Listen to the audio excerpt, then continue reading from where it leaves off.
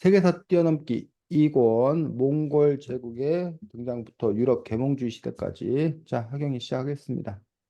네, 이 책에서는 여러 어, 세계사의 중요한 사건과 그리고 역사적 여러 사건을 많이 다루고 있는데 이 책에서 가장 인상 깊었던 사건은 무엇인지라는 질문이고 저는 이 책에서 가장 인상 깊었던 건 아무래도 어, 두 가지가 있는데 둘 다 요즘 학교에서 배우는 거라 인상이 깊었는데 첫 번째는 원 이야기에서 원이 이제 전성기를 이루고 쇠퇴하고 이런 사건, 이런 시간들 속에서 있는 여러 사건이 되게 인상 깊게 느껴졌고, 이 칭기즈칸이 이런 몽골 제국을 발전시키는 여기 이야기가 요즘 학교에서 배우는 이야기라 재밌었고, 그 다음에 또 되게 신기했던 사건은 종교 개혁인데 아무래도 기독교 개신교를 믿고 있기도 해서인지 모르겠지만 이런 그리스도교의 종교 개혁에 대한 사건, 루터의 종교 개혁, 칼뱅의 종교 개혁 같은 여러 종교 개혁 사건들을 보면은 되게 흥미롭고 신기하다는 느낌이 들어서 여기서 되게 재밌었던 사건 두 가지를 뽑는다면 이 칭기스칸 이 몽골 제국을 이제 발전시킨 것과 루터와 칼뱅의 종교개혁 사건일 것 같습니다. 선생님은요? 네, 제가 뭐 이 책에서 이렇게 눈여겨 보았던 그런 대목들은 여기 보면 어쨌든 그 전성기를 누렸던 왕들이 어떤 정책을 폈나 그들의 공통점이 좀 이렇게 보였어서 그 내용 중에 하나는 이른바 다양성의 인정이었다고 생각합니다. 그 여러 민족, 여러 종교를 믿는 사람들이 그들의 민족과 그들의 종교를 인정하는 그런 사람들은 좀 번성을 누렸고 반면에 뭐 이슬람을 뭐 강조했다던가 뭐 이런 식으로 자기 걸 강조하는 사람들은 결국은 반발을 불러일으켜서 결국은 쇠퇴할 수밖에 없었던 그런 것들을 이 책에서 이렇게 확인할 수 있었기 때문에 그 부분이 하나 눈여겨봤고 아까 뭐 몽골 제국 얘기도 잠깐 했었는데 그런 몽골 제국이라던가 이러한 제국들이 어떻게 번성할 수 있는 건가라는 부분에서 역참이라는 제도가 활용이 됨으로써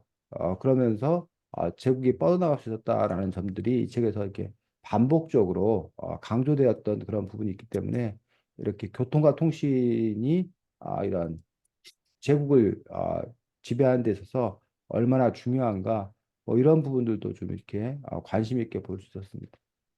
네.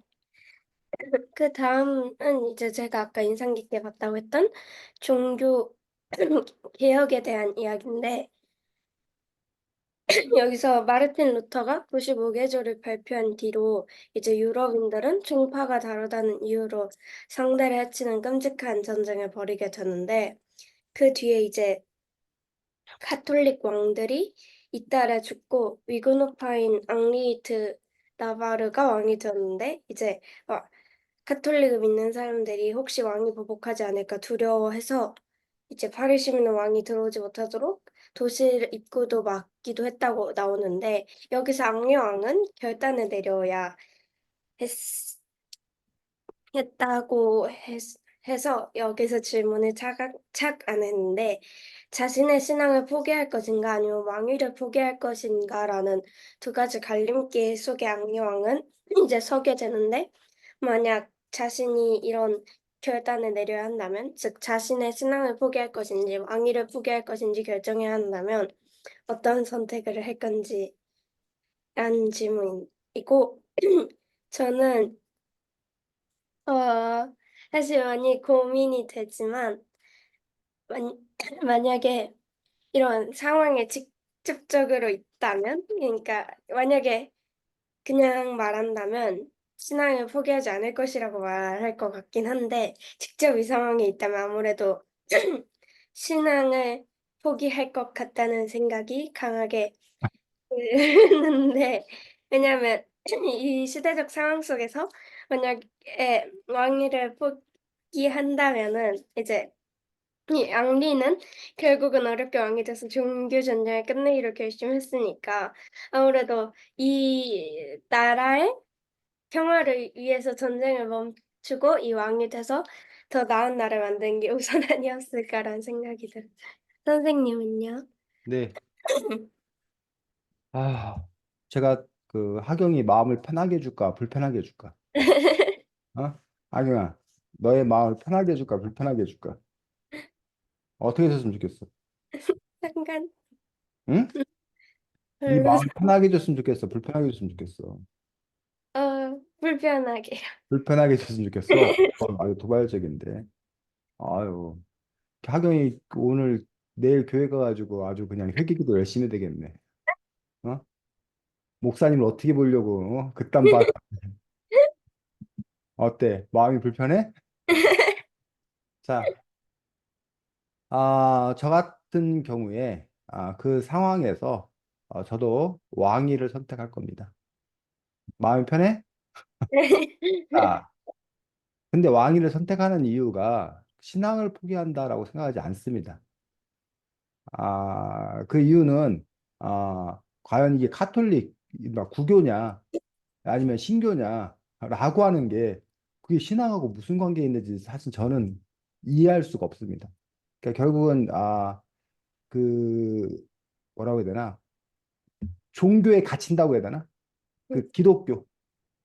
근데 기독교가 존재하는 이유가 뭔가라는 부분에서 기독교가 중요한 게 아니라 신에 대한 찬양과 예배가 더 중요한 건데 자기들의 방식, 자기들의 하나님만 진짜 하나님이라고 하는 거가 이게 선생님 개인적인 얘기야. 하경아. 옳다는 얘기도 아니고 너한테 뭐 이렇게 너가 그러라 설득하는 얘기도 아니고 선생님이 이렇게 생각하는구나라고 하는 어떤 그런 분들인데 선생님 개인적인 생각은 이렇게 신을 인간이 재단하거나 가두면 안 된다고 생각해. 그건 너무나 불경스러운 일이라고 생각해. 그렇기 때문에 사람들 각자 자기 나름의 방식대로 신을 고백하고 그리고 뭐 찬양하고 예배드리고 이럴 수 있다고 생각하고 그게 아마도 신이 바라는 바가 아닐까라고 감히 추측을 하는 그런 부분이 있기 때문에 아까 하경이 이야기 속에서 종교 전쟁을 끝내고자 하는 어떤 그런 마음.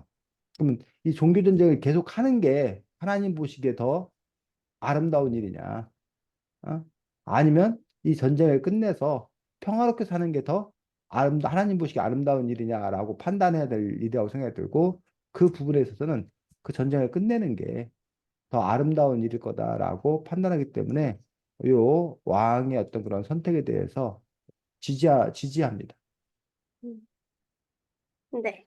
음, 그 다음은 이제 가장 잔인한 침략의 희생양이라고 나오는 인디언인데 여기서 그 이제 에스파냐인들이 이제 그 인디언들을 침략하고 그리고 약간 죽이거나 해하는 경우가 나오는데 이 에스파냐인들이 인디언을 침략한 것에 대해서 어떻게 생각하고 그리고 이 이야기를 한 사람이 바르톨로메 데 라스카사스라는 사람인데 이 사람처럼 이 상황을 마주하면 어떤 방식으로 이 상황을 해결할 건지와 그리고 이 상황에 대해서 어떻게 생각하시는지라는 질문이고요. 저 먼저 말하자면 저는 일단은 어, 어떤 나라 아메리카 대륙에 건너갔어도 이제 결국은 여기 살던 사람이 있었으면은 되게 존중해야 된다고 생각을 해서 이 상황이 그렇게 좋게 바라봐 보지는 않고 만약에 이 에스파냐인들이 가서 이렇게 원주민을 죽이고 하는 것이 아니라 원주민과 공생할 수 있는 방안을 찾고 그리고 이 원주민이 할 수 있는 게 있다면은 원주민과 되게 그래도 평화적인 협상을 통해서 조금 더 나은 방안으로 갔으면 어땠을까라는 생각이 있고, 제가 만약에 바르톨로메 데 라스카사스처럼 이 상황을 직접 그 현지에서 마주하게 된다면 그래도 열심히 인디언을 보호하려고 했을 것 같다는 생각이 들면서도 만약에 이렇게 약간 조금은 잔인한 에스파냐인들에 맞서서 과연 조금 인디언들을 지킬 수 있었을까라는 생각도 들긴 합니다. 음. 지연이 죄송한데 혹시 질문을.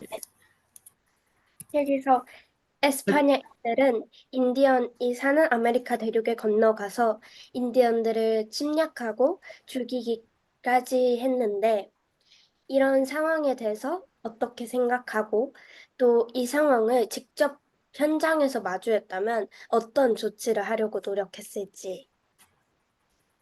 어, 저는 이걸 처음 읽었을 때 되게 그냥 말이 안 된다고 생각을 했고, 그리고 제가 그 인디언의 입장이었다면 그 안 될 수도 있지만 그래도 최대한 뭔가 협력을 하려고 노력을 할 것 같아요. 선생님. 네. 일단 그 전에 재현이한테 재현아, 거기에서는 네. 미국에서는 인디언을 뭐라 불러? 인디언을 안 부를 거 아니야, 이제는. 어, 아, 어, 잘 몰라? 안 배웠어, 학교에서? 네. 까먹었어요. 까먹었어. 그래서 이제 자, 하경이 왜 인디언이라 불러? 그 인디언이 음, 인도인 아니에요? 그러니까 왜 인도인이라 불러?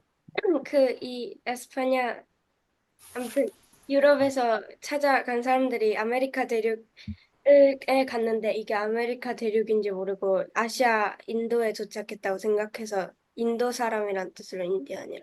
그렇지. 그래서 우리가 이제 인디언이라 부르는데 근데 인디언이 아니잖아. 음, 인디언이 아닌데 자꾸 인디언이라 부르는 것들이 그 오류의 연속이란 말이야. 처음에 그 사람이 잘못 얘기한 거를 왜 그러면 잘못 알았으면 이제 그 다음에 뭐 해야지? 바꿔야.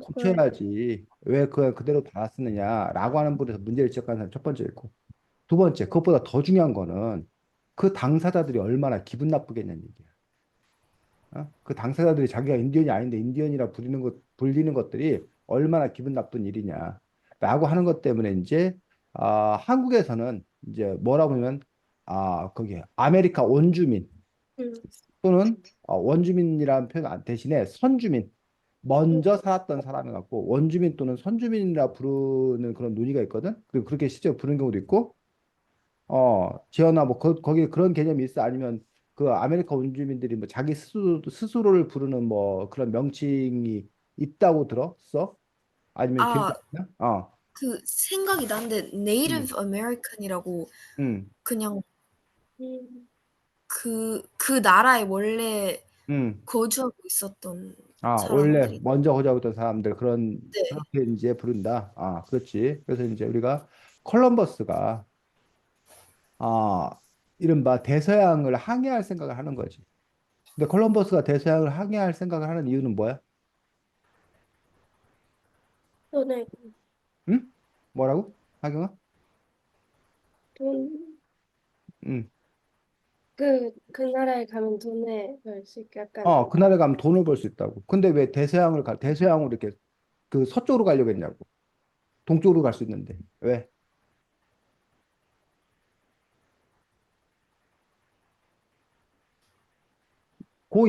요 이야기가 이제 여기 이제 그 세계사의 흐름 속에 나오지. 원래 이제 그 유럽 사람들이 이 책에서 보면 되게 중요하게 나오는 것들이 향신료 얘기가 중요하게 나오지. 고 인도라던가 동남아시아에서 향신료를 수입해다가 큰 돈을 벌었다는 얘기야. 그 향신료가 필요했고. 근데 계속 그렇게 잘 해왔는데 왜 뭐가 문제였던 거야? 어떤 문제가 발생해? 원주민이 없어져요. 어? 아니 향신료를 잘 갖다가 수입해서 돈 벌고 잘 팔고 잘 살았잖아 계속. 네. 그럼 계속 그렇게 하면 되는데 왜 계속 그렇게 하지 아니하고 서쪽으로 대서양을 건너서 갈 생각을 하게 됐냐고. 더 돈을 많이 벌기 위해서. 더 돈을 많이 벌기 위해서? 그러면 그 모험을 그쪽으로 가는 게 더 멀지 뭐 하는지도 모르는데 그런 모험을 감수해? 기존에 안정된 루트가 있는데. 자, 기존에 안정된 루트가 막혔잖아. 아, 왜 막혔어? 이 책에 나오는 이슬람. 아, 네, 이슬람 세력들이 뭐 오스만 제국의 뭐 이슬람 세력들이 거기를 차지하잖아. 이 네, 중동 아시아 쪽부터 시작해서 이 유럽 이쪽을 이렇게 차지하게 되잖아. 그 심지어는 이 에스파냐 이쪽도 사실은 뭐야? 이슬람에 의해서 이슬람의 지배를 받았었잖아. 그다음에 이제 그것들을 이렇게 몰아낸 거잖아. 근데 네, 어쨌든 그쪽 지역들이 이슬람 세력들이 차지하고 있었기 때문에 쉽게 말하 그 뭐야 동쪽을 통해서 가는 어떤 그런 길들이 원활하지 못했다는 거예요. 그래서 심지어는 어디로 그 아프리카를 돌아서 가게 되는 그런 상황에 이르렀지. 잠깐만.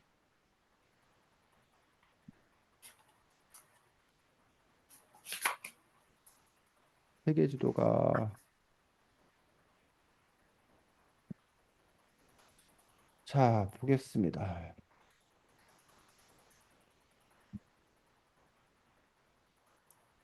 보여 지도? 네, 자 여기가 이제 유럽이야 유럽. 유럽 사람들이 여기 인도하고 이쪽 말레이시아 뭐 이쪽 인도네시아 이쪽 근처에서 이제 나는 그 향신료 그 향신료를 수입해야 되는데 그 루트가 이렇게 수입해 와서 뭐 예를 들면 뭐 이렇게 여기 홍해 쪽을 거쳐서 뭐 이렇게 지중해를 거쳐서 이렇게 들어온다던가 뭐 이런 루트 정도였단 얘기예요. 근데 여기 일대가 누구에 의해서 이슬람에 의해서 여기가 장악이 되는 거예요. 그러면서 이슬람들이 요 교육을 이제 맡게 되는 거지. 그렇게 되니까 이제 이 사람들 이 포르투갈 같은 경우는 그래서 이렇게 돌아오잖아. 이렇게 항로를 음, 희망봉해 가지고 남아프리카 이렇게 돌아서 이렇게 삥 돌아서 이렇게 가는 항로를 이렇게 개척을 해가지고 그 무역을 계속 전개했던 그런 부분들도 있다는 얘기야. 근데 이게 너무 이렇게 멀고 아니면 포르투갈 이런 데 이게 선점을 했다는 얘기야. 그때 요 스페인, 에스파냐, 스페인 에 있는 사람들이 이렇게 가면 그때 이제 지구가 둥글다는 걸 알았었어. 그러니까 알았기 때문에 이렇게 가면 어디에 도착할 거다? 여기 인도에 도착할 거다 생각했던 거예요. 근데 이 거리를 일단 이 여기는 이 아메리카 대륙에 대한 존재 자체를 몰랐어. 당시에 유럽 사람들이. 그러면서 이 대서양을 건너가면 이 정도의 뭐가 있을 거다? 인도가 있을 거라 생각한 거야. 그래서 이 정도의 인도가 있을 거기 때문에 이 정도면 갈 만하다. 라고 해서 콜럼버스가 갔던 거지. 근데 콜럼버스가 가다 보니까 요 정도에 이제 뭐 하게 된 거야? 도착을 음, 하게 된 거야. 그래서 여기가 뭐 당연히 이제 뭐라고 생각한 거야? 인도, 인도라고 생각하면서 거기서 만난 사람들이니까 인, 인디언이라고 불렀던 거예요. 그래서 여기 책에 보면 동인도 회사라고 나오는 거 알아? 네. 동인도 회사. 동인도 회사가 어떤 것이야? 뭐 동인도 회사 역할이 뭐야? 인도 회사가 그 주식 팔아서 상인들이랑 음, 일반 시민들에서 해서 그 향신료 수입하고 음, 신경지 만들고. 그렇지. 그러니까 동인도 회사라는 회사를 차린 거야. 그 회사를 차려서 그런 아까 말했던 여러 가지 무역이나 뭐 이런 것들을 전담하기 위해서 만든 어떤 그런 회사였고, 근데 그게 단지 그 오늘날 같은 그런 회사 차원이 아니야. 국가가 결합을 해가지고 그 회사의 활동들에 그 안에 이제 뭐야 군대 이런 게 이렇게 패키지로 같이 가는 거야. 그리고 선교사, 그러니까 종교와 정치, 군대와 상인 요게 이게 세트로 묶여가지고 같이 가는 그런 부분들인데, 근데 왜 이름이 동인도 회사야?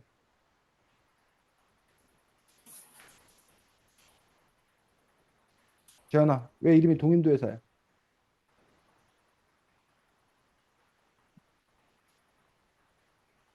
자, 이름이 동인도 회사의 이유는 아까 쌤이 그 인도인 줄 알고 인도인 줄 알았다 했잖아. 그 아메리카가 인도인 줄 알았다 했잖아. 그래서 그쪽이 네. 서인도인 아, 그쪽이 서인도고 저쪽은 동인도고 이렇게 생각한 거야. 유럽 사람들의 그 머릿속에서는. 그래서 동인도 서인도 이렇게 나눈 거야, 자기들끼리. 이해가? 네. 아, 그래서 거기를 계속 이제 인도라고 알고 있었던 그런 부분들을 볼 수가 있습니다. 그래서 아메리칸 인디언이라고 하는 그런 부분들이고, 그래서 이제 그 원주민들과 어떻게 해야 되는 건가라는 부분들에서 사실은 그 원주민들을 바라보는 데서 그들이 먼저 그 자리에 차지하고 있기 때문에 아까 하경이나 뭐 그 말한 대로 그들에 대해서 존중해야 되는데 그들은 전혀 존중하지 않았지. 이유는 재현이 왜 먼저 살고 있는 사람들 존중하지 않은 거야? 어,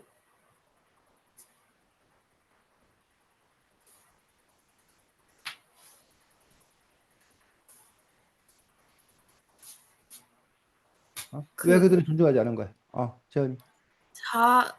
자기들도 음, 새로운 음. 그 나라의 주인이 되고 싶어서. 새로운 나라의 주인이 되고 싶어서. 그래. 그러면 재현이가 그 다른 곳에 가서 새로운 나라의 주인이 되고 싶으면 그들을 존중하지 않아? 아, 아니, 아. 자, 새로운 나라의 주인 되고 싶어. 물론 맞아. 근데 거기에 결정적인 부분들 중에 하나는 뭐냐면 사람으로 안 봤어. 그들을. 그러니까는 그 유럽인들이 콜럼버스가 떠나면서 뭐 향신료라던가 금이라던가 이런 거를 획득하겠다. 이런 것도 있었지만 또 하나 뭐 콜럼버스가 떠나면서 했던 것들, 떠나면서 얘기했던 것들 중에 하나가 바로 선교야, 선교. 저 무지몽매한 인간들을 뭐 하겠다? 하나님의 뜻을 전파하겠다. 라는 어떤 그런 생각이기도 했다는 거지. 또 하나는 에스파냐 왕국을 확대하겠다. 영토를 확장하겠다. 즉, 그 당시에는 이른바 먼저 본 사람이 임자야. 음, 그래서 여기 갔는데 내가 먼저 봤어. 그럼 이거 내 땅이야. 그럼 실제로 뭐가 되는 거야? 내 땅이 되는 거야. 그러니까 그 이른바 주인 없는 땅이라 생각한 거야. 주인 없는 땅. 그래서 먼저 깃발 꽂고 선포하면 그러면 그게 자기 땅이 된다는 어떤 그런 생각들을 갖고 있었던 거예요. 그러다 보니까 이런 그 유럽인들 입장에서 우리로서는 지금 도저히 생각할 수 없는 그 노예제도 어떻게 사람들 노예로 부리느냐? 아니면 그러니까 아메리카 원주민들을 그렇게 학살할 수 있느냐? 라고 했던 어떤 그런 부분들에서는 그들의 생각 속에서는 뭘로 보지 않았던 그들을 우리와 동등한 인간으로 보지 않았던 어떤 그런 생각들이 자리 잡고 있었던 거지. 음, 아, 그래서 지금 우리와 그 사람들의 결정적인 차이는 그 사람들은 이른바 신분제 사회 속에 산 거예요. 그래서 왕이 있고 귀족이 있고 뭐 평민이 있고 천민이 있고 그렇기 때문에 신분제 사회 속에 있기 때문에 그들에게 뭐 하는 것들이 뭐 학대하고 뭐 하고 하는 것들이 너무나 뭐한 일이야? 당연한. 자연스러운 일이야. 마치 우리가 돼지 잡아먹으면서 아주 심한 죄책감을 느껴? 아니, 그렇지 않잖아. 그냥 돼지고기 당연히 이렇게 먹는 거잖아. 근데 훗날 나중에 돼지 동물권 뭐 이런 것들이 강조돼가지고 그러면은 와 21세기에 재현이하고 하경이라고 생긴 거는 이쁘게 얌전하게 생겨가지고 어쩜 그렇게 돼지고기 소고기를 맛있게 먹는지 그들은 야, 그러면서 뭐야 행복해 막 이러더라. 잔인해. 끔찍해. 이 후손들이 우리들 보고 그렇게 얘기할 수도 있을 거란 얘기지. 근데 그런 일들이 지금 우리 속에서는 뭐야? 당연한. 전혀 양심의 가치가 없어. 음, 전혀 거부감 없어. 그런 부분에서 어떤 그런 차이들에 기반하고 있지 않나라고 볼 수 있는 거야. 그래서 여러분이 역사를 바라볼 때 늘 선생님이 얘기하죠. 두 가지 눈이 한꺼번에 필요해. 하나, 지금의 눈으로 바라보는 것도 필요하지만 그 당시의 눈으로 바라보는 것도 필요하다는 거예요. 그걸 이해하기 위해서. 왜 지금 입장에 도저히 이해가 안 되잖아. 근데 음, 그 당시 상황에서는 왜 그렇게 했나? 왜 그럴 수밖에 없었나라는 어떤 그런 부분들. 그래서 기본적으로 자기가 그것들을 내 땅이다. 내가 차지하겠다. 하나님이 나에게 준 땅이다. 그리고 그들을 교화시켜야 되겠다. 그런데 그들이 말을 안 들어? 그러니까 애들을 뭐 해야 돼? 저항해? 죽여 없애야 돼. 이런 식의 어떤 그런 공격들. 그렇지. 아, 그런 생각들을 이렇게 했는 걸로 보여지지 않나.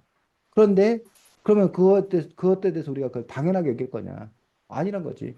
현재 눈으로도 봐야지. 현재 우리가 인권을 얘기하는 어떤 그런 부분에서 동등함을 얘기하는 그런 부분에서 분명히 과거에 그러한 자기들의 조상들이 저질렀던 그런 일들에 대해서 후손들이 사죄하고 그들에 대해서 보상해야 된다라는 어떤 그런 부분, 배상해야 된다는 그런 논의들이 있다는 얘기예요. 자, 재현이 어떻게 생각해? 후손들이 아, 사죄하고 배상해야 될 필요가 있다고 생각해? 아니면 아이 그 조상들이 한 일인데 그걸 왜 우리가 책임지느냐? 그건 우리와 관계 없는 일이라고 생각해.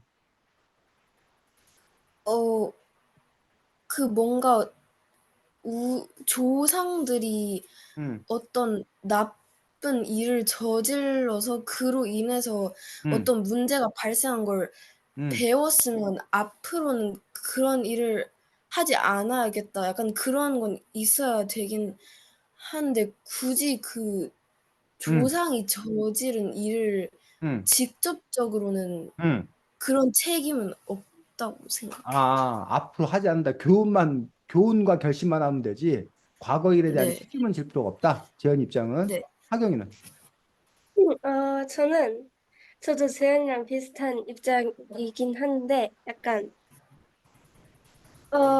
물론, 조상이 저지른 일은 자기와 관련 없다고 할 수는 있을 것 같은데, 또 응, 그런 측면에서 생각을 해보면, 그런 먼 훗날, 우리도 일본에게 아무 말을 못 해야 하지 않을까. 조상이 저지른 일인데, 이런 생각도 응, 들고, 근데 그런 측면에서 생각해 봤을 때는 의무는 아니나 하면은 되게 멋지다고 생각을 해요. 지금도 보면은 독일 같은 경우를 보면은 아우슈비츠나 노동 수용소에 대해서 그 관련 없는 젊은 약간 정치 지도자임에도 사과하는 모습이 사실 되게 멋지게 비춰지잖아요. 그런 면에서 의무는 아니나 하면 되게 멋있다? 이런 느낌. 응. 재현이, 하경이 의견에 대해서 어떻게 생각해? 어 들어보니까 되게 그렇게 책임을 지는 사람은 많이 없지만 가끔 가다 되게 직접적으로 무슨 일을 도와주고 그런 사람이 저도 멋지게 보이는 것 같아요. 그럼 재현이하고 하경이한테 그럼 물을게. 그럼 현재 한국이 일본에 대해서 특히 이제 뭐 예를 들면 정신대 할머니들, 종군 위안부로 그 끌려갔던 정신대 할머니들에 대해서 아니면 강제징용에 시달렸던 그런 사람들에 대해서 일본 정부가 책임져야 된다라는 그런 요구들을 지속적으로 하고 있거든. 일본 같은 경우는 이제 두 가지 일을 들고 있어. 첫 번째는 아까 말한 대로, 그건 옛날 사람들이 저지른 일인데 왜 그 우리 보고 책임지라고 하느냐. 라는 부분 하나와 또 하나의 이유는 1960년대에 한일 외교협정을 맺으면서 그때 배상이 이미 끝났다. 끝났으니까 그걸 더 이상 문제 삼으면 안 된다는 어떤 두 가지 논리를 들어서 얘기를 하고 있거든. 그런 부분에 대해서는 어떻게 생각해? 재현이? 어 이 구체적인 예를 음, 생각해 보면 음, 그래도 그 할머니들이 되게 음, 많은 피해를 얻었고 음. 그런 거에 대해서 그 충분히 보상을 받아야 된다고 생각하긴 해요. 근데 그러면 그 후손들은 자기들이 저지른 일이 아닌데? 자기들 그 할아버지 지금 할아버지가 뭐야? 즉 고조 할아버지가 저지른 일인데 그거를 왜 아, 그 손주가 그것도 오대 손이 그걸 왜 자기들이 배상을 해야 되냐고. 난 앞으로 그런 짓 안 할게. 라고 결심만 하면 되는 거 아니야? 재현이 아까 그렇게 주장한 거잖아. 어, 자, 근데 아, 재현이 말해. 그래도 그렇게 뭔가 명확히 음. 그 배상을 할 수 있는 것에 대해서는 그래도 해야 되는 것 같아요. 그러면 인디언 그 아메리카 원주민에 대한 학살이 자행됐고 그들의 영토를 다 뺏었고 그런 것들이 명확하잖아. 그럼 그 아메리카 원주민들에 대해 후손들에 대해서 그럼 그 과거 일들을 지금 현재 어떤 그런 백인들이라든가 이런 사람들이 책임져야 된다는 것도 그러면 같은 맥락 아닐까 재현? 재현이 논리대로 한다면 음, 네. 네야. 하경이는 어떻게 생각해? 어, 사실 아까랑 똑같이 말을 해보자면, 음, 음, 진짜 그런 것 같아요.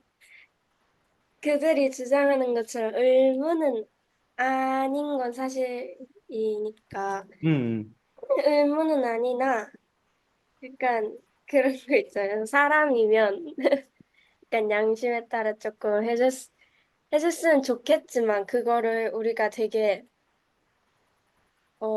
의무처럼 또 강요할 만한 그 책임은 아니고, 음, 과연 그게 있을까라는 측면에서 보면은 또 그렇진 않은 것 같거든요. 그래서 해주면 너무 좋겠지만, 음, 그렇다고 되게 완강히 비난할 수도 없는 노릇입니다.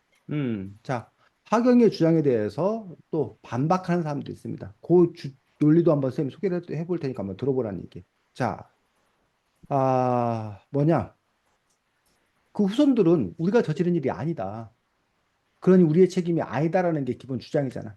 그러면서 이제 하경이가 그렇지만 도의적으로 좀 네가 사과하면 더 멋있지 않냐? 그 또 관계가 좋아지지 않냐? 의무는 아니지만 도의적으로 필요하다라는 게 하경의 입장이라는 거예요. 그런데 의무라고 주장하는 사람도 있어. 뭐 왜 그런 주장을 하느냐? 분명히 너희가 저지른 일은 아니라는 거야. 근데 너희 조상이 저지른 일로 인해서 그 혜택을 그 후손이 고스란히 받았다는 거야. 음, 그러니까 왜 후손들은 조상들에게서 혜택은 그대로 물려받고 상속은 받고 왜 책임은 뭐 하려고 하냐는 얘기야? 상속받지 맞아요. 않으려고 하냐는 얘기야. 그래서 우리가 기본적으로 그 상속은 재산만 상속되는 게 아니라 뭐도 상속돼? 빚도 상속돼. 실제로. 그러면 예를 들면 여러분들 뭐 그런 일이 없어야겠지만 당연히 부모님이 돌아가셨어. 부모님이 아파트 5억짜리 아파트를 갖고 계시단 말이에요. 그래서 야 우리 부모님이 나를 위해서 5억짜리 아파트를 물려주더니 고마운 부모님 했는데 어느 날 사람들이 찾아왔어. 너희 부모님이 사업하면서 나에게 10억 빚을 졌다. 어? 그러면 그 자식에게 아이고 내가 빚진 거 아니에요. 나는 그거 갚을 수 없어요. 돌아가신 부모님께 받으세요. 라고 한다? 어떻게 돼? 우리나라 법에는 빚도 상속이 돼. 그럼 뭐 아파트 5억 받고 10억 자기가 갚아야 돼. 그렇단 말이야. 근데 방법은 있어. 둘 뭐해? 다 안 둘 다 안 받는 둘 다 방법이 안 있어. 받으면 아, 빚도 안 그러면 그 채권자들이 그 5억짜리 아파트만 받고 그냥 끝나. 뭐 이런 식으로 해서 자기가 상속 포기가 되는데 지금 쌤이 이 얘기를 하는 이유는 뭐냐면 둘 다를 받는다는 거야. 그러면 오늘날 그 백인들이 그렇게 잘 살게 된 이유가 뭐냐는 얘기야. 그 땅에서 살게 된 이유가 뭐냐는 얘기야. 바로 아메리카 원주민들의 땅을 자기들이 뭐해? 무력으로 뺏었기 때문에 이렇게 잘 살게 된 거잖아. 그 혜택을 누린 거잖아. 그러니 그 부분에 대해서 뭐 해야 된다? 책임을 져야 된다는 어떤 그런 주장들. 그러니까 일제에 대해서 그 후손들이 그 너네 조상들이 그렇게 침략한 행위로 인해서 잘 살고 오늘날 그 삶을 누리는 거 아니냐. 그러니 그로 인한 어떤 그런 부분들을 분명히 책임져야 된다는 어떤 그런 논리를 전개하더라는 얘기예요. 자, 요 얘기를 좀 더 확전시켜 나가면 오늘날 남학생들이 엄청 억울해. 왜 남학생들이 억울해하는지 혹시 알아? 남자들이 오늘날 남자 청소년, 남자 청년들이 엄청 억울해. 왜냐면 이른바 남성 중심의 사회, 가부장제 사회는 선생님 때가 거의 마지막이라는 거야. 남성 중심의 사회 이런 부분들이. 그리고 또 여러분들의 할아버지, 증조 할아버지, 고조 할아버지 때가 남성 중심의 사회였지. 남녀 차별이 심했지. 요즘 청소년들 보면 남녀 차별이라던가 뭐 이런 것들이 과연 있는 얘기야. 자기들 차별하지 않는다는 얘기야. 오히려 자기들이 오히려 막 여자들한테 응? 막 밀리고 막 당한다는 얘기야. 근데 그 남녀 차별의 책임을 요즘 누구들에게도 계속 남자들, 청소년들이나 청년들에게서 계속 지우더란 얘기야. 그러니까 자기들이 뭐 하다는 거야? 억울하다는 거야. 그 자기들이 오히려 역차별 당하고 있다는 거야. 그런 점에서 문제지 않냐라는 그런 주장을 펼쳐. 어때, 재현이? 그런 주장이 말이 돼? 아니면 말이 안 돼? 어 근데 그 음. 학생들이 음, 되게 그 남녀 차별 이런 거에 대해서 음, 교육은 음, 받지만 음. 그렇게 뭔가 성- 어, 직접적으로 할 일이 있어요? 아, 음. 성평등에 나선 어떤 그런 부분들이, 네. 아, 네, 하경이는. 근데 재현이 그에 대한 대답을 얘기를 하자면, 예를 들면 여전히, 예를 들면 그 여성 할당제라던가 그런 게 있는 거지, 지금 현재. 아, 뭘 뽑을 때 여성을 먼저 뭐 한다던가, 예를 들면 뭐, 심지어는 그런 얘기까지 해. 군대, 요즘 한국의 그 이슈 중에 하나가 군대에 가는데 왜 남자만 군대 가느냐? 여자들도 군대 가야 된다. 라는 게 지금 현재 그 떠오르는 이슈 중에 하나거든? 그러면서 네. 남자들이 군대 가는 2년, 3년 동안 학업이 중단되고 그러면서 오히려 그 여성들한테 밀린다는 얘기야. 시험 볼 기회나 이런 것들이. 그런 점에서 그거 역차별 아니냐라는 얘기를 하는 거지. 이해가 네. 가 조금? 재현아? 네. 아, 하경이 어떻게 생각해? 어, 약간 저도 이 의견을 말하기 전에 응, 그대로 애들이 억울해하는 걸 느꼈던 게 있었는데, 응, 역차,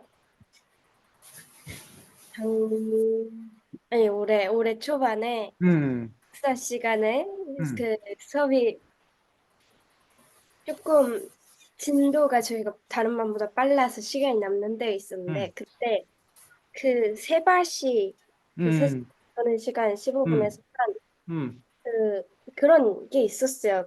응, 지금 말하신 것 같은 남녀 평등에서 남자가 억울해하는 것과 이런 것들에 대한 영상을 봤을 때 응, 약간 여자를 옹호하는 영상이었는데 응, 제 글의 반응이 되게 뜨거웠었거든요. 응, 다음 시간 막 1시간 동안 계속 싸우고 했었는데 아, 그거를 떠올려 보면은 아, 결국은 두 의견 모두 조금 어, 일리가 있지 않을까. 일단 남성의 입장에서 생각을 해보면은, 그, 지금은 사실 가부장적인 사회가 되게 많이 해결이 되는데, 이런 상황에서도 계속 정책이나 이런 제도 같은 게 조금 이런 식으로 흘러간다면은, 결국은 조금 억울한, 고 불리한 상황이 오지 않을까라는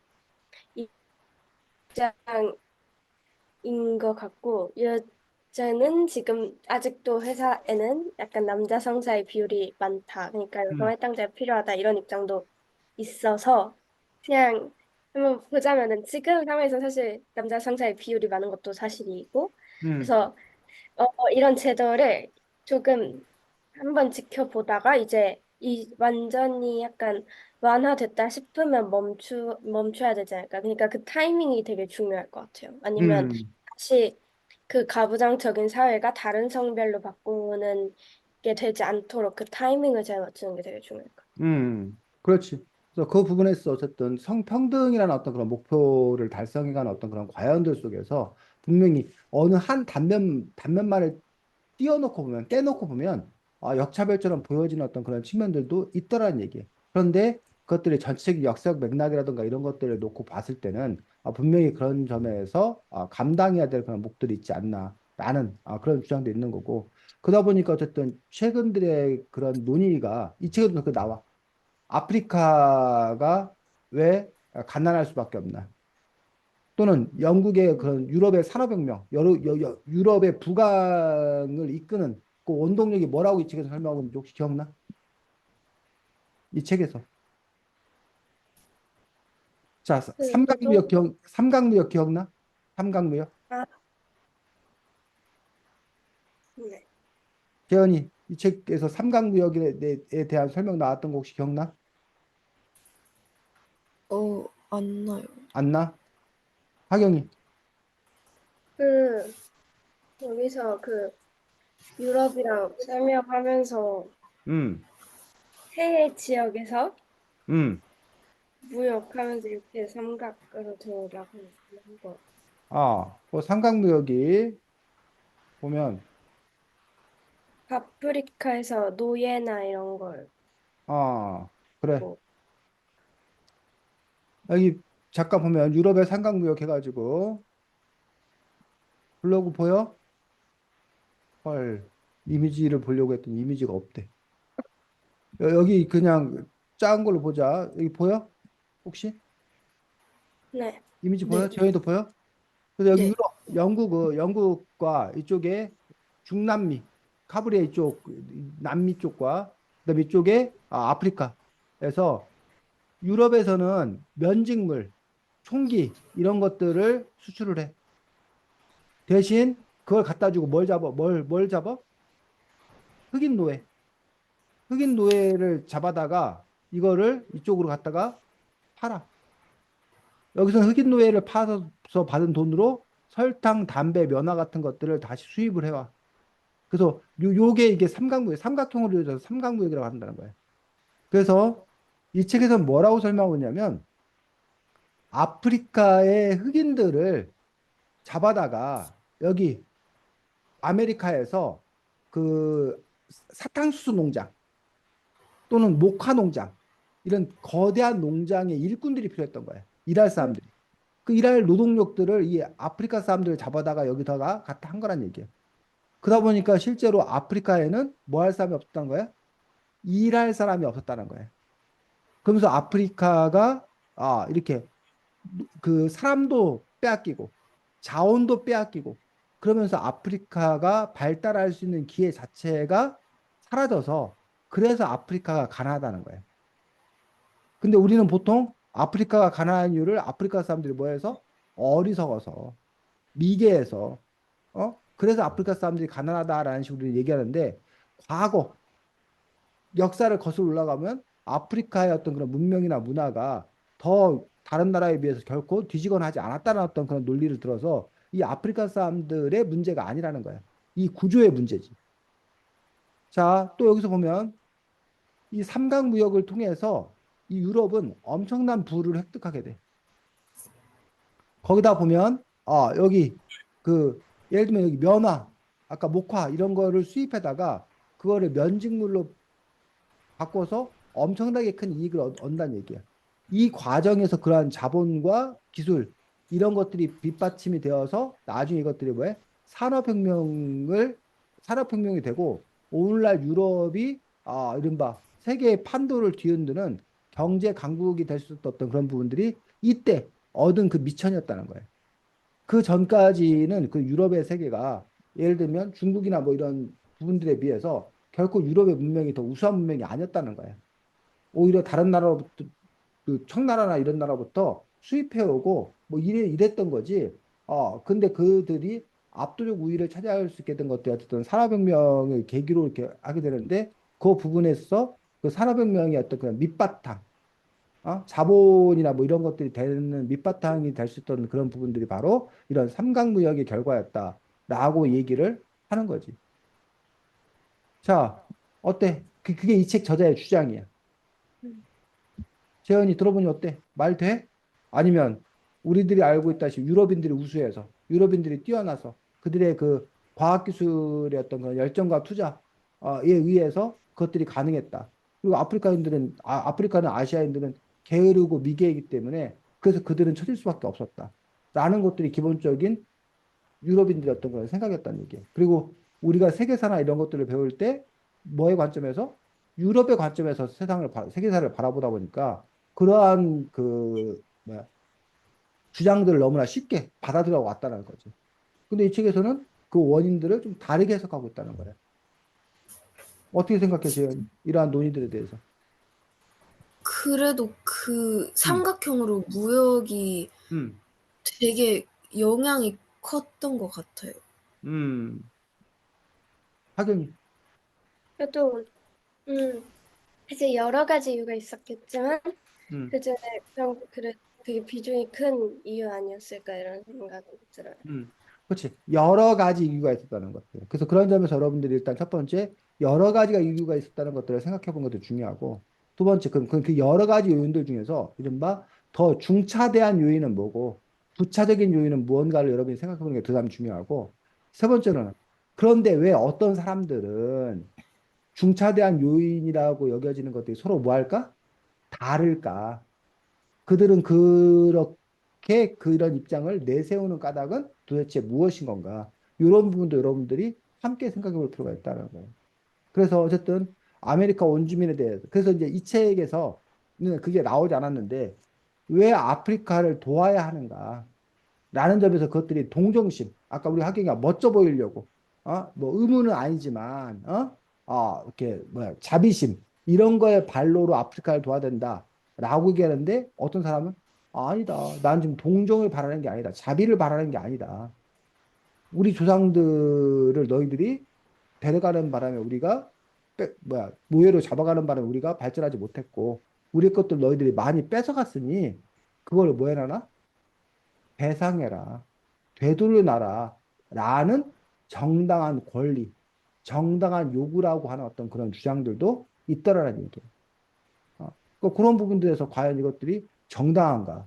라고 생각하는 거고, 또 한쪽에서는 이런 뻔뻔한 것들, 우리가 도와주면 뭐 한 줄 모르고, 고마운 줄 모르고, 어디 뭐 맡겨놨어? 내놓으라고 그러게? 어우, 저것도 재수없어. 저것도 도와주면 안 돼. 고마운 줄도 몰라. 해. 이런 부분에서 그럼 뭐가 있는 거야? 차이가 있는 거란 거지. 재현이가 하경이한테, 야, 하경아, 초콜릿 먹어. 라고 했을 때, 재현이가 좋은 마음으로, 하경이 도와주려고 초콜릿 먹으라면 하경이가, 이렇게 귀한 걸, 고마워. 뭐, 이래야 될 거라 생각하는데, 하경이가 재현이한테, 야, 너 초콜릿 내놔.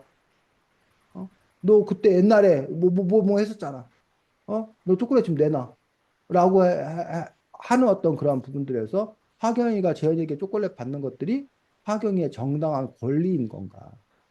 그러니까 그런 부분들에 대해서 여러분들이 한번 생각해 볼 필요는 있다라는 거지. 그 관계를 어떻게 볼 것인 건가라는 부분에서. 자, 그 다음에 하경이 네? 뭔 얘기하다가 우리가 지금 얘기가 이렇게까지 길어졌지? 뭔 얘기로 출발했어? 인디언 네. 얘기에서 지금 얘기가 이렇게 길어진 거지? 네. 어쨌든 근데 이 책에 관련된 내용이라서 함께 다뤄서 얘기했습니다.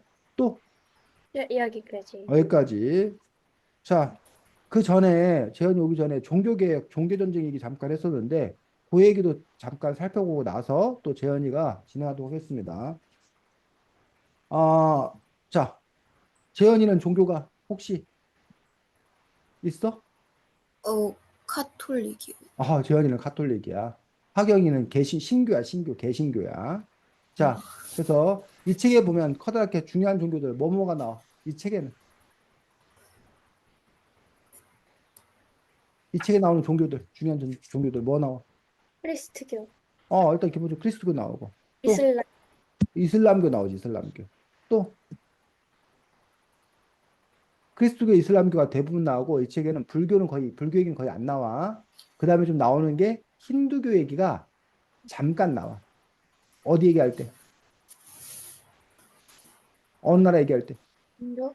인도 얘기할 때. 인도의 그 뭐야, 무굴 제국. 그러니까 이슬람 아, 세력들이 와서 그 세력을 차지하는데 거기 원래 있던 그 힌두교 세력들과 뭐 또 얘기되는 갈등하고 뭐 힌두교 세력들이 어떻게 확장하려고 하고 뭐 그런 얘기도 좀 나오면서 힌두교가 잠깐 나오고 있는 것도 볼 수가 있습니다. 자, 원래 그 기독교나 뭐 이런 것들의 시작은 어디? 유대교, 유대인들. 그래서 사실 유대교는 민족신 아니야. 유태 민족이 뭐다? 선택받은 민족이다. 자기들은. 그 선민 사상이다. 선민 사상. 하나님으로부터 자기들은 선민받은 사상이고 하나님은 자기들의 신이야. 유일신이고. 그러면서 이제 그들이 갖고 있는 사상들 중에 이른바 메시아 사상이 있어. 메시아. 재현이 메시아 사상 들어봤어? 메시아? 아니요. 하경이 메시아. 구원자. 그렇지. 메시아. 구원자. 그래서 우리 이스라엘 족속들이 죄를 저질러 갖고 지금 우리가 그 하나님이 벌을 주어서 우리가 고난을 당하고 있어. 그 고난은 뭐냐면 당시에 로마의 식민지로 살고 있었어. 그래서 이렇게 고난 당한 우리를 메시아가 와서 뭐 해줄 거다? 구원해 구해줄 거다. 라는 그런 신앙을 갖고 있었다는 거예요. 그런데 지금부터 약 2000년 전에 한 청년이 내가 구세주야. 내가 메시아야. 라고 얘기하는 거예요. 근데 유태인들이 봤을 때 그 사람은 뭐야? 목수의 아들이야. 시골 촌뜨기 목수의 아들이야. 근데 어느 날 지가 와가지고 뭐라 그러는 거야? 내가 메시아다라고 하니까 유대인들 입장에서는 뭐야? 보이고. 신성모독이야. 신성모독. 어디? 그래서 그 유태인들이 어떻게 해? 그 예수를 아, 십자가. 십자가에 못 박아서 죽인다는 거야. 근데 그 예수가 부활해서 승천하잖아. 그러면서 그 예수가 승천하면서 한다는 말이 뭐였어? 나는 하나님의 아들이다. 아니 그 전부터 하나님 아들 얘기했고 승천하면서 금방 올게라고 했어. 아, 근데 그 금방이 지금 뭐야? 2000년이 지났어. 우리 인간들한테는 그 2000년이 너무 긴 시간이야. 근데 뭐 신에게는 신의 논리에서는 2000년은 뭐 시간도 아닐 수도 있지. 어쨌든 금방 올게라는 말이 어쨌든 안 오고 계셔 아직까지는. 2000년이 넘게. 어쨌든 그러면서 그 예수를 믿는 그 사람들이 예수를 따르는 사람들이 바로 뭐 그리스도교인 것들이 보고 그 것들에 있어서 가장 처음에 이제 우두머리가 바로 제1대 교황이 누구? 예수의 제자였던 베드로. 음, 베드로가 제1대 교황이어가지고 카톨릭 우리나라에서는 천주교. 그래서 성당 가서 예배를 드리는 예배 드린다고 안 해. 성당에서 뭐해? 미사 사. 드린다. 미사 드린다고 그래가지고 그렇게 이제 그 카톨릭이 있는데 그 카톨릭이 처음에는 상당히 그리스도교가 상당히 처음에는 고난을 받았어. 탄압을 받았어. 그러다가 로마의 누구? 콘스탄티누스 황제인가? 한주 나하고 이제 결탁하면서 그 크리스교. 사람들이 이제 그리스도교를 공인하고 이른바 로마와 기독교가 손을 잡고 기독교가 이제 쫙 뭐해? 퍼져나가. 그러면서 중세 시대 때 카톨릭이 뭐가 되는 거야? 오히려 정치, 왕보다 더 우위에 있는 그러한 세력이 되는 거지. 자, 그런데 무슨 문제가 발생해? 아까 루터가 무슨 일을 한 거야? 종교개혁. 종교 개혁을 한 거야. 왜 루터는 종교 개혁을 할 생각을 한 거야, 지현아? 그 무슨 사건?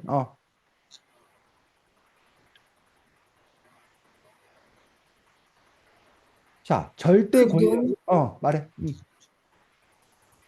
모든 게 그 응, 신에게 그 결정권이 달려 응. 있다 그 생각을 바꾸려.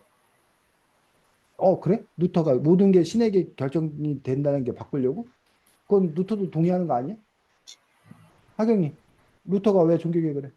직접적인 사건이 뭐야? 면벌부. 면벌부 또는 면죄부라고 하기도 하고 면벌부. 지연이 면벌부 면죄부 알아? 아니요. 면벌부 면하게 한다. 벌을 면하게 하는 종이 또는 죄를 사해주는 종이 해가지고 면벌부 면죄부를 너희들이 뭐하면 사면 사면. 쉽게 말하면 티켓이야 티켓. 그 티켓을 천국. 사면 너희들이 그동안 지은 죄가 다 뭐한다? 없어진다. 심지어는 너의 부모가 돌아가신 부모가 너희 조상이 죄를 져서 지금 지옥에 있는데 이 면벌부 면죄부를 사면 네 조상이 너네 아버지가 너네 삼촌이 너네 어머니가 뭐해? 지옥에 있다가 어디로? 천국으로 옮겨갈 수 있다라고 하면서 그 면벌부 면죄부를 판매를 해. 그럼 그 당시에 왜 카톨릭 교황들은 왜 그걸 판매한 거야? 돈. 왜 돈을 벌어야 되는 거야? 왜 돈을 벌어야 되는 거야? 그 신부님들 도대체 왜 돈을 벌어야 되는 거야? 당시 아까 말했듯이 이 교황이 종교가 절대 권력을 행사하고 있었어. 근데 절대 권력을 행사하려면 돈이 많이 들어. 지배자가 되는 게 그냥 되는 게 아니라 돈이 많이 들어 쓸게. 그리고 또 자기들이 어떤 그런 권위라든가 이런 것들을 과시하기 위해서 대단한 건축물 같은 걸 지은다는 거야. 성당 이런 것들을. 또 거기에 이제 돈이 엄청나게 많이 드는 거야. 그래서 면벌부 면죄부만 문제가 되는 게 아니라 사실은 절대 권력이 있으면서 여러 가지 부정, 부패, 스캔들 이런 것들이 막 일어나. 근데 그것들이 루터가 보기에 뭐해? 하나님의 뜻에 맞지 않는 거야.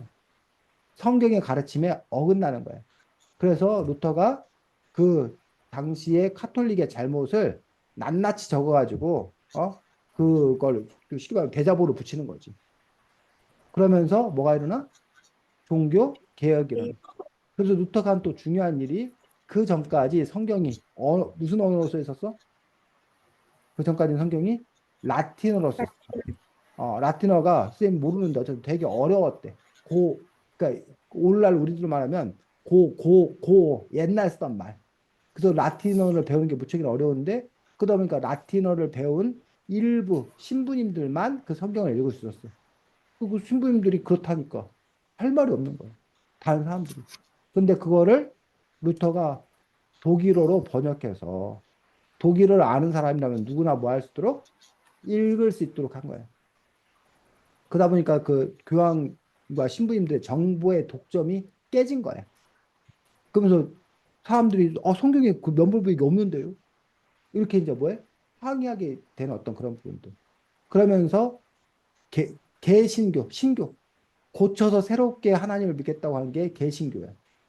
그럼 개신교에 뭐야? 반대되는 옛날부터 있었던 그대로의 교회 가지고 우리가 뭐라 그래? 구교. 우리 재현이는 카톨릭, 재현이가 믿는 카톨릭은 뭐고? 구교고. 반면에 하경이는 뭐고? 개신교, 신교고. 그래서 구교와 신교. 그럼 구교는 그 자기들의 잘못을 뭐 하고 이게 아니라 잘못을 뉘우친 거지. 그 잘못을 고치는 거지.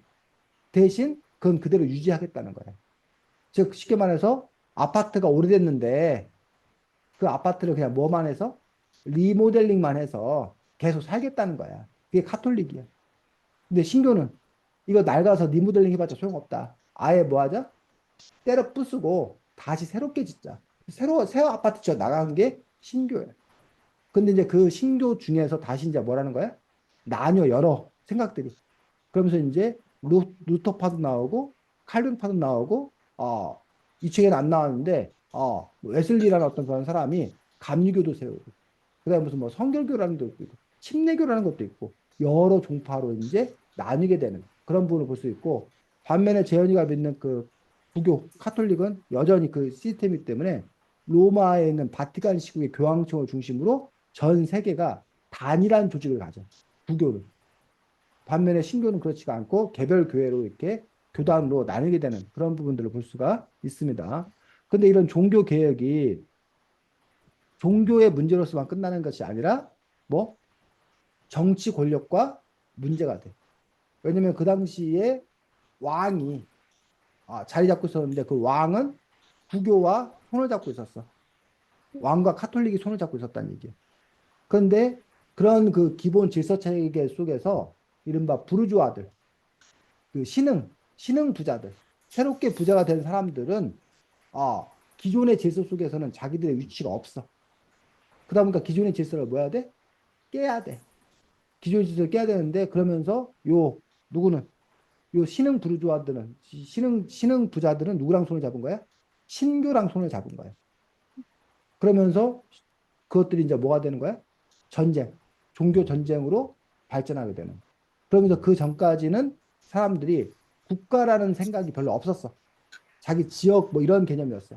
근데 그때 이제 부교를 믿는 사람과 신교를 믿는 사람들 이런 식으로 하면서 뭐 국가에 대한 정체성 이런 것들이 좀 더 확실해지는 어떤 그런 계기가 되었다라는 얘기들.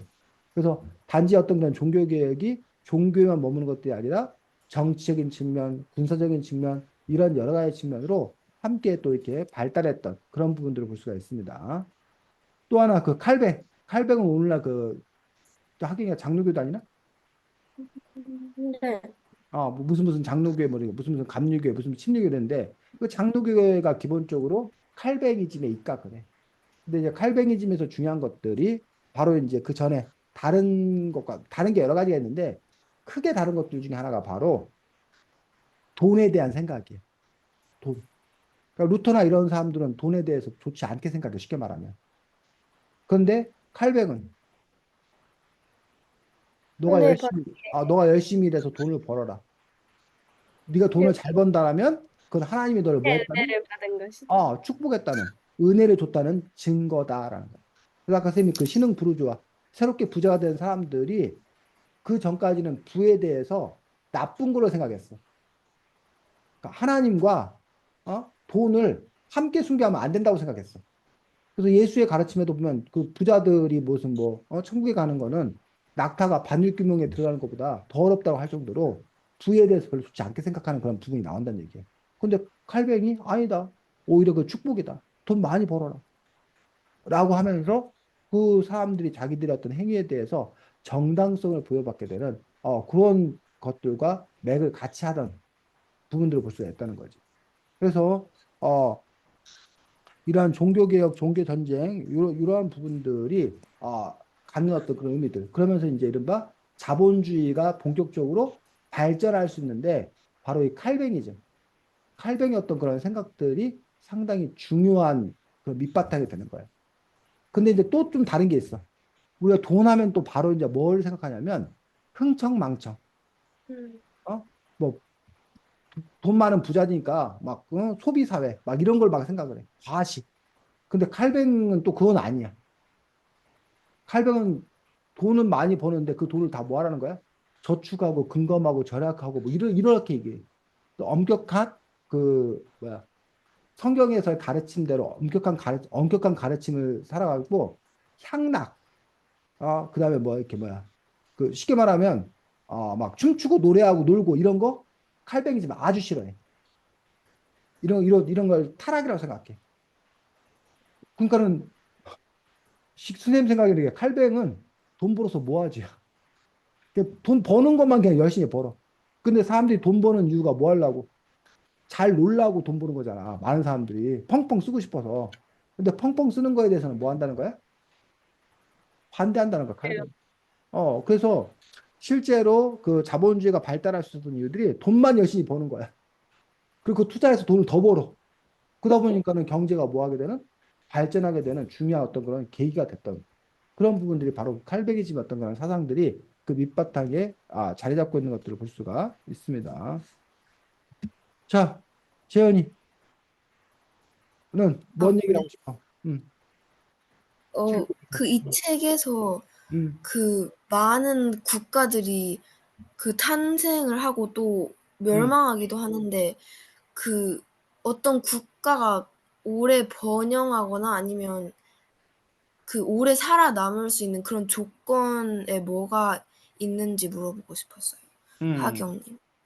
어, 일단은 나라가 오래 살아남는 걸 보려면 한 나라가 망할 때 어떤 일이 일어나나를 보면은 될 것 같은데 제 생각에는 이 나라가 확실하게 망하는 방법은 내부에서 분열이 있는데 외부에서 침략을 할 때거든요. 그래서 그냥 내부가 합쳐져 있는데 외부에서 침략을 한다고 그렇게까지 쉽게 망하진 않는데 이제 내부에 분열이 있는데 외부에서 침략이 들어오면 이제 망하는 거니까 제2 나라가 망하겠다는 큰 징조는 내부 분열이라고 생각을 해요. 그래서 한 나라가 되게 오래 번영을 하려면 그 나라 안에서 분열이 없어야 되고 그 나라 사람들이 욕구가 충족되고 그리고 그 나라 사람들 사이에서 위기 상황이 생겼을 때 결속력과 유대감을 바탕으로 문제를 해결할 수 있는 힘을 가지고 있어야 나라가 번영할 수 있지 않을까라는 생각이 들어요. 저도 비슷하게 그 국가 내에서 뭔가 평화가 유지되고 많은 종류의 사람들이 그 사회를 탄탄하게 이루어서 살면 국가가 되게 강할 거라고 생각해요. 선생님은요?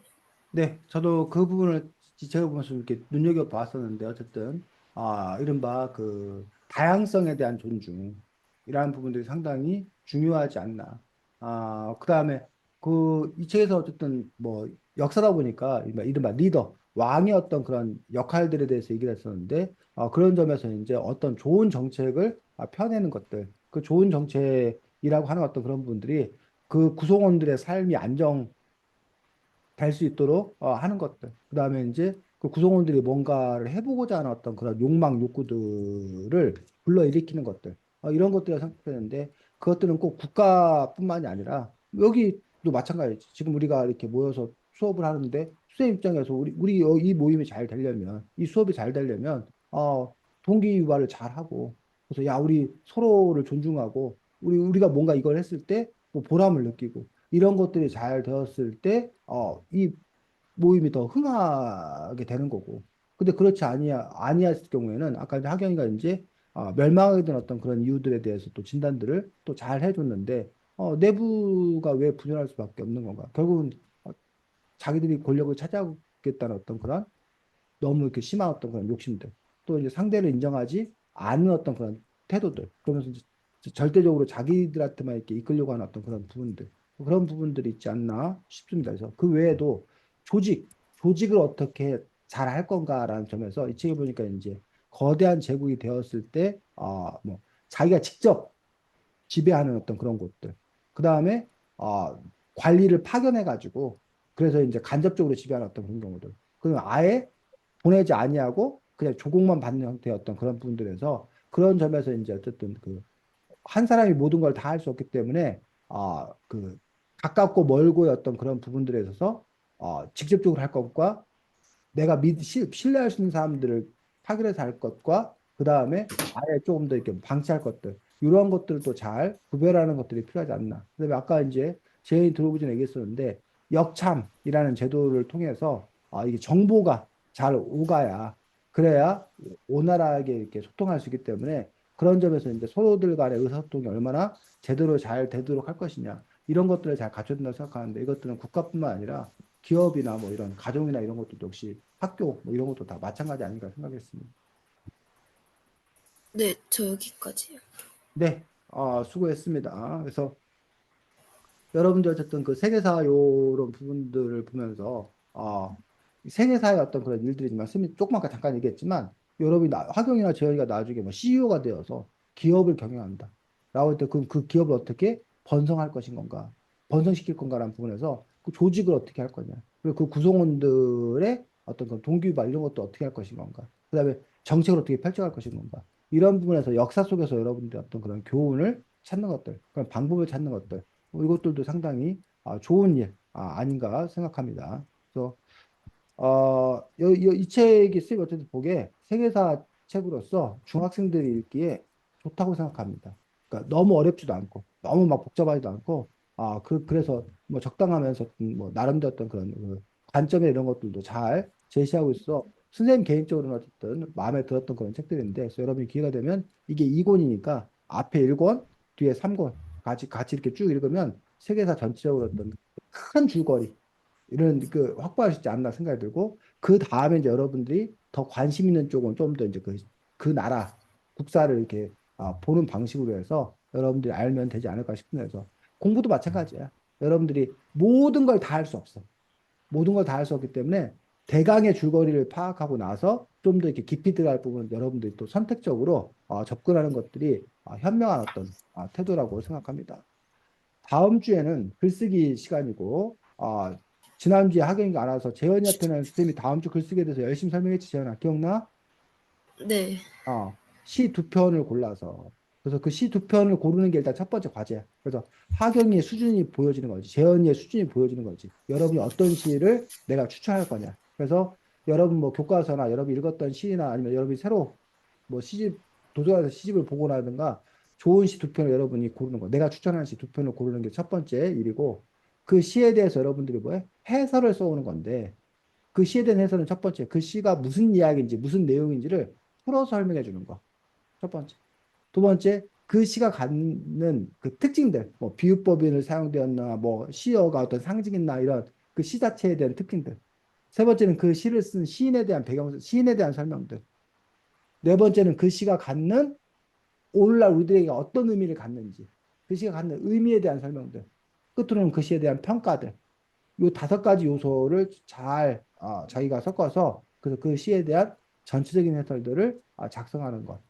그 두 편을 작성해서 다음 주에 여러분이 시를 낭송하고 그 시를 여러분들이 다른 사람들에게 해설해주는, 설명해주는 그런 식으로 할 수 있도록 하겠습니다. 하경아 이해가? 네. 쌤 짧게 설명했고, 쌤이 그 나중에 저기 올려줄게. 지난주 네. 수업했던 거 올려놓으면 그 앞부분 보면은 쌤이 그 설명들도 이렇게 길게 했던 거 보여줄 테니까 혹시 필요하면 그거 참고해서 보면 될 거라고 생각합니다. 네. 재현아, 재현아, 네. 하경이 좀 놀려. 네. 하경이 좀 놀려주라고. 너